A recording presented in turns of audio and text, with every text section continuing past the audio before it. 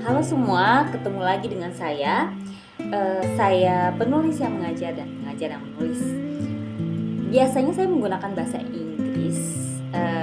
Mohon maklum ya, bukan karena saya tidak nasionalis, tapi semata-mata hanya karena saya ingin mencapai target market yang lebih luas. Lalu kenapa kali ini saya menggunakan bahasa Indonesia? Ini karena saya khusus mau membahas masalah di Indonesia dan tentu saja yang melibatkan masyarakat awam di Indonesia. Artinya bukan orang asing yang mengurus dokumen di Indonesia. Oke, masalah apa itu? Nah, ini saya mau membahas masalah yang lumayan kontroversial di Indonesia. Sebenarnya banyak ya masalah yang kontroversial di Indonesia, tapi saya mau membahas masalah birokrasi. Salah satu yang cukup meresahkan karena banyak masyarakat yang menganggap bahwa masa birokrasi ini rumit, membutuhkan proses panjang dan sangat melelahkan. Dan saya juga tidak akan membahas semua masalah birokrasi tentu saja karena itu akan membutuhkan waktu yang sangat lama. Jadi saya hanya akan batasi diri untuk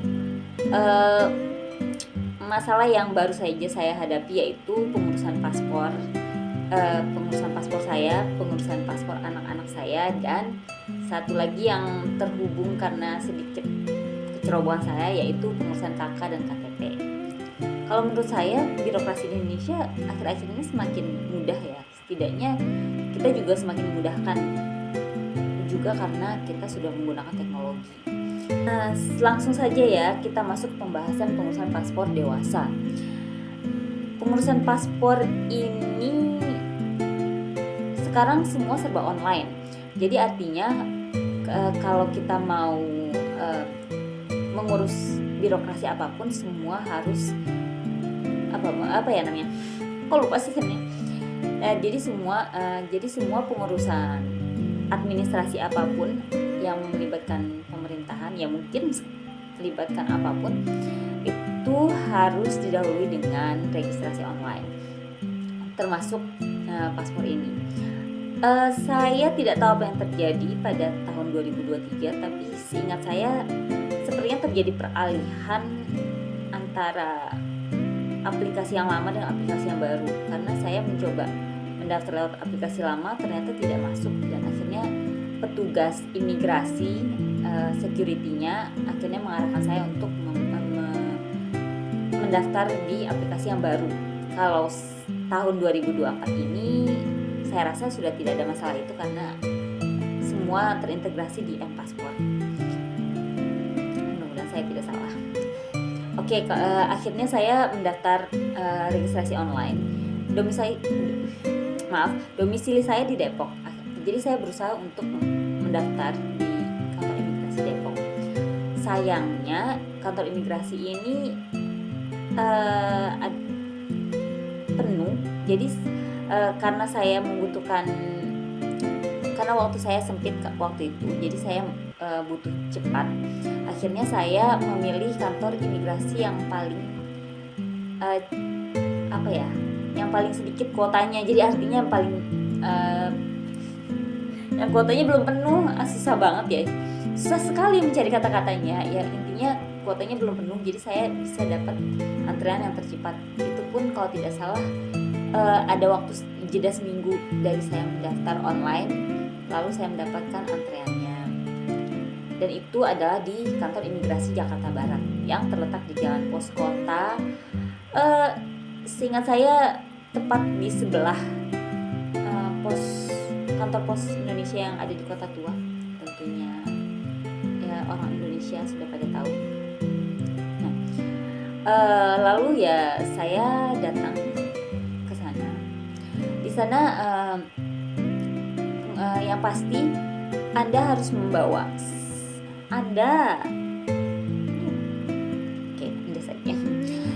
yang pasti kita harus membawa dokumen asli dan dokumen berupa fotokopi. Saya sarankan sekali ya kalau fotokopi sudah disiapkan dari awal, karena di sana memang ada petugas fotokopi. Saya tidak tahu apakah ini disediakan oleh kantor pemerintah atau ini orang awam yang diberikan hak untuk membuka usaha fotokopi di sana. Tapi yang pasti di sana mahal ya. Fotokopi itu satu lembarnya Rp2.000, dan kalau Anda hanya mempunyai soft copy dari salah satu dokumen, Anda juga bisa printing foto soft copy itu, dan itu harganya Rp5.000 per lembar. Itu hitam putih.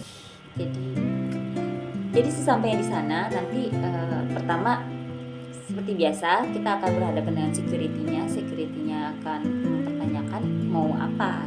Jadi kita akan diarahkan, itu sederhana ya.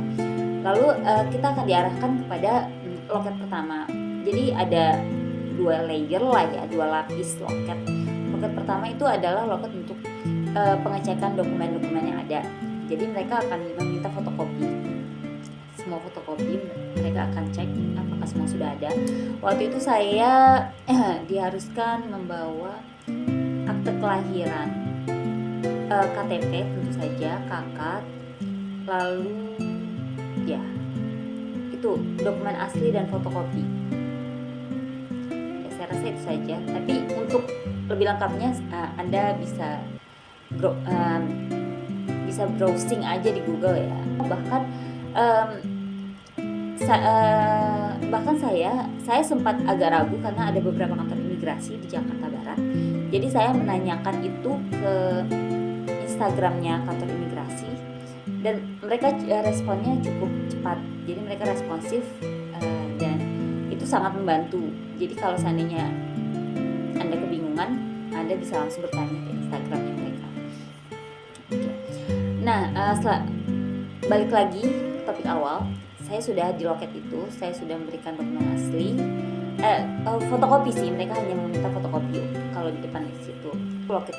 Loket itu akan memberikan antrian kedua, itu langsung ke petugas imigrasi yang akan memeriksa dokumen, mewawancara kita dan mengambil foto. Itu akan terjadi. Lalu ketika saya di loket kedua, di lapisan kedua petugas imigrasi, mereka akan meminta dokumen-dokumen asli, lalu akan mewawancara. Anda mau apa? Mau apa tujuan Anda membuat paspor? Pertanyaan-pertanyaan umum, dan saya rasa tidak perlu ada masalah. Masalahnya adalah pada saat itu sebenarnya saya sudah bercerai, tetapi saya belum pisah kakak. Nah, pada saat itu karena mungkin tidak ada kepentingan yang akan berkaitan dengan itu, mereka tidak mempertanyakan itu, dan saya tidak membahas itu. Jadi status saya masih menikah pada saat itu, dan saya biarkan saja. Jangan ditiru ya. Oke, dan pada saat di petugas kedua itu, sebelum mereka foto dan wawancara, mereka meminta dokumen tambahan. Ya kalau akhirnya saya menunjukkan ijazah, mereka bilang tidak apa-apa, ini cuma untuk konfirmasi saja. Gitu. Jadi saya sarankan juga ya bawa sajalah semua dokumen yang Anda punya, ya dokumen asli yang Anda punya. Siapa tahu gitu. Ya sudah, setelah itu beres, dan kalau tidak salah itu 14 hari kerja selesainya paspornya. Dan setelah 14 hari kerja saya datang dan mengambil paspor. Pengambilan paspor ada di tempat lain ya, dan saya cuma tinggal masuk, memberikan bukti semacam resi, dan ya sudah selesai, paspor saya selesai. Jadi sebenarnya untuk pengurusan paspor tidak ada masalah ya, atau mungkin karena saya tidak punya masalah di administrasi lain. Oke, nah kita meluncur ke masalah kedua, yaitu pengurusan paspor anak-anak. Nah, ini ada sedikit drama di sini, karena pertama status saya sudah bercerai, dan masalah kedua adalah di akta cerai saya ternyata tidak ada informasi tentang hak asuh. Artinya saya dan mantan suami saya mempunyai hak asuh bersama, mungkin itu ya istilahnya. Dan nah disitulah Dan disitulah akhirnya terjadi sedikit dramanya. Pertama, seperti biasa saya mengantre online. Nah, ingat saya pada tahun 2023 pendaftaran antrean online itu cukup mudah ya, cuma sekedar memberikan informasi tentang data diri, beberapa data diri seperti KTP, nomor nama KTP, dan langsung mendapat antrean. Tapi di tahun 2024 ini Anda harus menyiapkan semua soft copy dari dokumen-dokumen yang mereka minta. Pengurusannya sama saja, proses pengurusannya sama seperti sebelumnya. Saya datang ke security. Nah, lalu masalah kedua saya adalah kakak asli saya tidak tahu di mana. Karena kakak asli saya tidak tahu di mana, tapi saya nekat datang ke sana karena saya hanya punya waktu 10 hari. Jadi saya nekat saja tanpa persiapan, tanpa masalah. Ya, dengan masalah seperti itu, dan sebenarnya tanpa persiapan yang baik juga. Jadi saya menghabiskan uang di sana untuk fotokopi. Inilah kenapa saya tekankan lagi, fotokopi tolong disiapkan dari awal kalau tidak mau mengeluarkan. Di loket kedua akhirnya saya menyerahkan fotokopi yang sudah saya siapkan, dan saya memberitahukan masalah kedua saya, yaitu saya tidak punya kakak asli. Lantas petugas imigrasi di sana bilang, oh seharusnya bagaimana, apakah ada soft copy? Ya, saya punya soft copy. Akhirnya dia memberitahukan ya bisa di print, dan saya akhirnya mencetak di tempat fotokopinya, dan satu lembarnya 5.000, makanya saya tahu berapa harganya. Akhirnya saya print soft copy-nya dan saya berikan lagi kepada petugasnya menyatakan kalau seharusnya kakak saya yang asli harus ada, dan seharusnya ada pernyataan hak asuh bahwa saya yang punya hak asuh anak. Tapi ternyata pas dicek tidak ada di akta cerai. Nah, nanti dia bilang ya sudah, nanti diskusikan saja dengan petugas imigrasi di dalam. Oke. Lalu ada di ruangan kedua itu ada loket imigrasi yang akan mewawancara dan mengambil foto. Di sini dia mulai menyatakan mengecek lagi tentang masalah kasus, dan ternyata memang tidak ada. Artinya saya dan mantan suami mempunyai asuh bersama, di mana kantor imigrasi mewajibkan kami berdua karena kami karena anak-anak berada dalam wewenang kami berdua, bukan salah satu. Akhirnya petugas imigrasi mewajibkan keduanya untuk datang. Nah, ini jadinya ada sedikit drama. Karena kalau alasan petugas imigrasinya adalah karena kalau seandainya ada kasus salah satu orang tua membawa anak-anak tanpa seizin yang lain, kantor imigrasi tidak bisa disalahkan, tidak bisa dituntut. Ya, masuk akal. Oke, akhirnya jadi tapi proses pengurusannya tetap lanjut. Di foto sedikit drama dengan anak kedua saya yang susah sekali untuk disuruh diam. Saya minta maaf pada petugas imigrasi yang tampaknya tidak sabar waktu itu. Saya paham tidak sabar Anda. Dan pada akhirnya itu selesai, dan lalu setelah wawancara selesai, wawancaranya hanya ditanya ini untuk apa, bagaimana kasusnya. Saya jelaskan kalau saya sekarang sedang bekerja di Thailand, saya membuat paspor untuk anak-anak. Kalau anak saya mungkin sewaktu-waktu akan saya ajak berkunjung ke Thailand, hanya biasanya untuk berwisata ya. Dan akhirnya dibahaslah tentang kekurangan-kekurangan yang ada. Jadi petugas imigrasi menjelaskan kalau ayah harus hadir, jadi harus tatap muka ya, setidaknya sekali, wajib tatap muka. Terus kedua, si ayah ini harus membawa KTP dan KK. Karena kita sudah bercerai, artinya kita sudah pisah kakak, jadi kita harus punya kakak baru, dan dua-duanya harus membawa kakak kami masing-masing. Oke. Akhirnya petugas petugas imigrasi memberikan waktu selama 2 minggu untuk melengkapi semua data-data yang kurang. Kalau kami tidak bisa menyerahkan dokumen-dokumen yang kurang selama 2 minggu, itu akan hangus. Bayangkan, jadi saya sudah membayar. Karena ingat, pendaftaran antrean online itu harus membayar. Kenapa sih? Ya udah, lanjut saja. Masuk ke urusan KK dan KTP. Nah, inilah kenapa saya akhirnya menggabungkan 3 masalah. Karena memang berhubungan sekali dengan urusan saya baru-baru ini. Jadi karena saya hanya punya waktu 2 minggu, akhirnya saya pergi ke ketua RT. Karena saya berpikir di zaman saya ya, kalau dulu pada tahun 2015 ketika saya mau membutuhkan surat pindah dari Bekasi ke Depok, saya harus punya surat keterangan dari RT, lalu surat keterangan dari RW, lalu dari RW saya harus kantor lurah, dan baru ke kantor kecamatan ya. Kalau nggak salah dari kelurahan bisa langsung ke wali kota gitu, untuk mengurus surat pindah, dan dari surat pindah akhirnya dibuatlah KTP.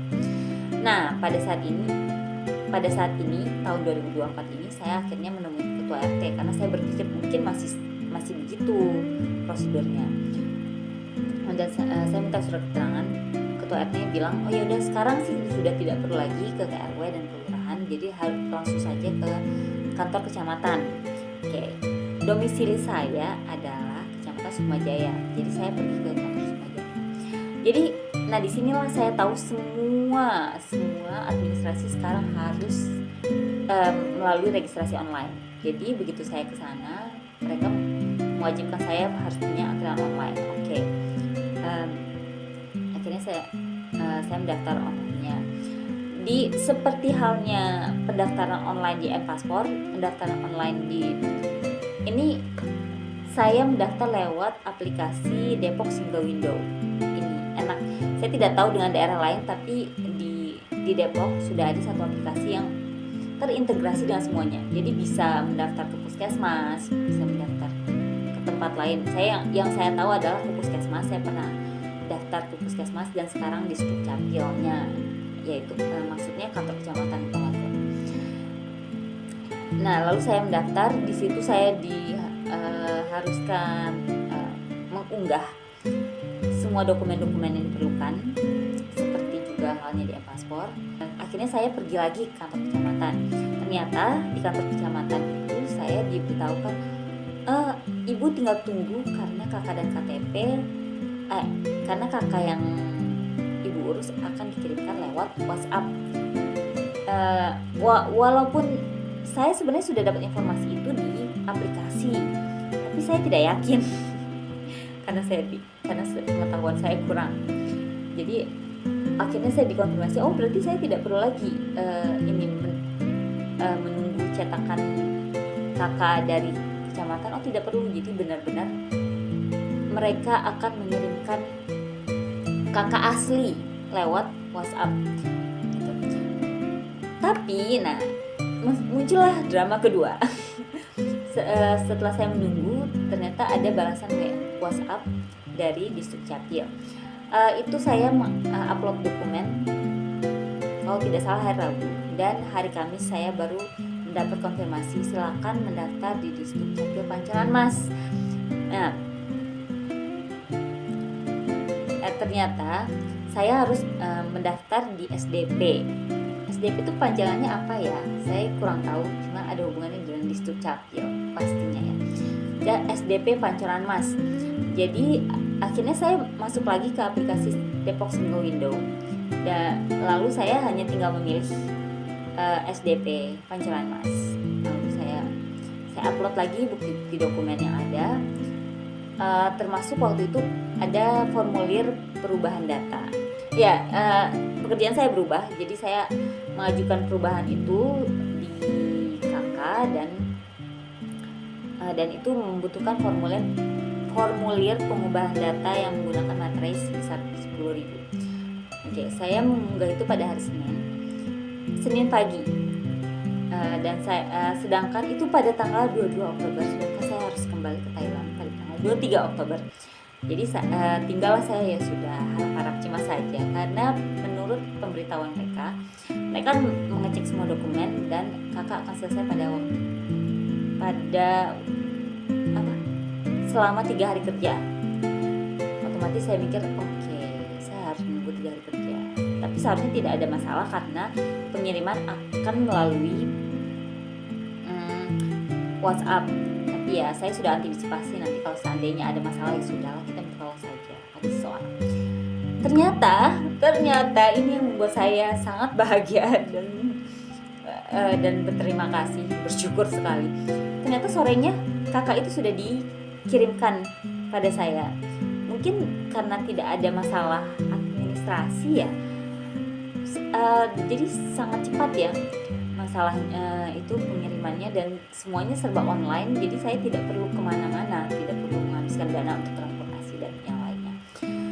Lalu saya formulir kakak yang sudah dikasih, dan sekarang dia menggunakan barcode ya, jadi kayaknya semuanya akan serba online dan mereka hanya akan tinggal menggunakan barcode itu saja untuk mengidentifikasi kita. Wow, keren. Nah akhirnya saya tinggal oh iya, ada satu hal lagi yang membuat saya bersyukur atas kemudahan birokrasi yang baru ini. Jadi ternyata petugas imigrasi, setelah bertemu dengan mantan suami saya, petugas imigrasinya menginformasikan kepada saya lewat mantan suami kalau saya hanya perlu mengirimkan foto kakak yang baru lewat WhatsApp kepada petugas imigrasi yang bersangkutan secara langsung. Nah, otomatis ketika kakak baru saya sudah keluar, saya tinggal memforward saja, meneruskan foto itu ke WhatsApp petugas imigrasi yang bersangkutan, yaitu namanya Pak Angga. Terima kasih Pak Angga. Nah, dan begitu saya mengirimkan foto itu, saya tanya apakah sudah selesai? Iya sudah selesai. Lalu kapan? Saya tidak tanya kapan selesainya ya, saya hanya tanya nanti bagaimana kalau sudah selesai. Lalu Pak Angga menjawab, ya nanti akan ada informasi lewat WA, atau kalau tidak ada kabar silakan silakan datang ke kantor imigrasi pada tanggal 31 Oktober. Waktu itu saya mengambil foto itu 14 Oktober. Nah, oke, jadi semuanya selesai. Jadi semua perkara selesai hanya dengan online sekarang. Jadi berterima kasihlah dengan teknologi, walaupun dan drama-drama yang terjadi pun itu sebenarnya saya akui karena kecerobohan saya dan karena saya kurang persiapan. Jadi untuk Anda semua yang ingin mengurus administrasi sekarang tidak perlu panik ya, karena semua serba dimudahkan. Yang penting Anda menjelaskan apa masalah Anda ke petugas. Jadi Anda tidak perlu lagi menggunakan agen-agen kalau menurut saya ya, yaitu yang terjadi di Jakarta Barat dan pengurusan kakak yang terjadi di Depok. Semoga daerah lain juga akan dimudahkan seperti itu, karena sangat membantu kita ya. Ya, jadi begitulah drama-drama yang terjadi di hidup saya beberapa saat yang lalu, dan sebenarnya tetap saya syukuri karena saya jadi punya pengetahuan, dan mudah-mudahan saya bisa memberikan pengetahuan ini kepada Anda, dan yang membuat Anda akan terbantu setidaknya secara moral, karena saya tidak pintar memberikan detail-detail yang ini ya. Saya info-info yang mendetail itu sulit saya berikan karena saya pelupa. Oke, sekian dan terima kasih. Semoga Anda menikmati video kali ini yang cukup panjang. Dan sampai berjumpa lagi di lain waktu. Dah.